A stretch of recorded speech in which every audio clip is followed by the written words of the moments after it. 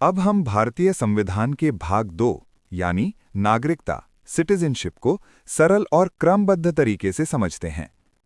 भारतीय संविधान का भाग 2 अनुच्छेद 5 से 11 तक फैला हुआ है।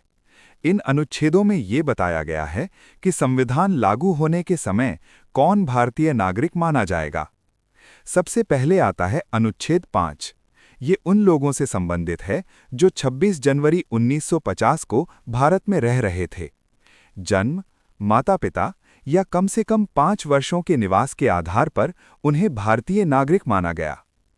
इसके बाद आता है अनुच्छेद 6। ये पाकिस्तान से भारत आए प्रवासियों की नागरिकता से जुड़ा है। 19 जुलाई 1948 से पहले और बाद में आने वालों के लिए अलग-अलग प्रावधान किए गए। अनुच्छेद 7 उन लोगों से संबंधित है जो भारत से पाकिस्तान चले गए थे और बाद में वापस भारत लौटे। सरकार की अनुमति से लौटने पर ही उन्हें नागरिकता मिल सकती थी। फिर आता है अनुच्छेद 8। ये उन भारतीय मूल के लोगों के लिए है जो उस समय भारत के बाहर रह रहे थे। पंजीकरण के माध्यम से उन्हें भारतीय नागरिकता दी गई। इसके बाद अनुच्छेद 9 आता है।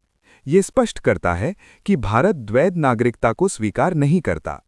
यदि कोई व्यक्ति स्वेच्छा से किसी विदेशी देश की नागरिकता ले लेता है तो उसकी भारतीय नागरिकता समाप्त हो जाती है।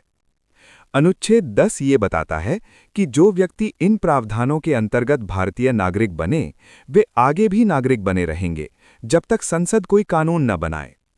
अंत में आता है अनुच्छेद 11।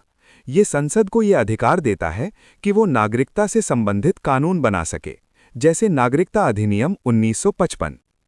इस प्रकार भाग 2 ये स्पष्ट करता है कि नागरिकता का अंतिम अधिकार संसद के पास है। परीक्षा की दृष्टि से भाग 2 अत्यंत महत्वपूर्ण है, क्योंकि यूपीएससी और स्टेट पीएससी में यहां से सीधे प्रश्न पूछे जाते हैं।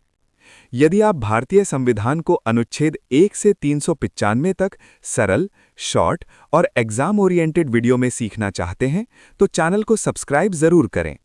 वीडियो उपयोगी लगे तो लाइक करें, शेयर करें और अगले भाग के लिए जुड़े रहें। धन्यवाद।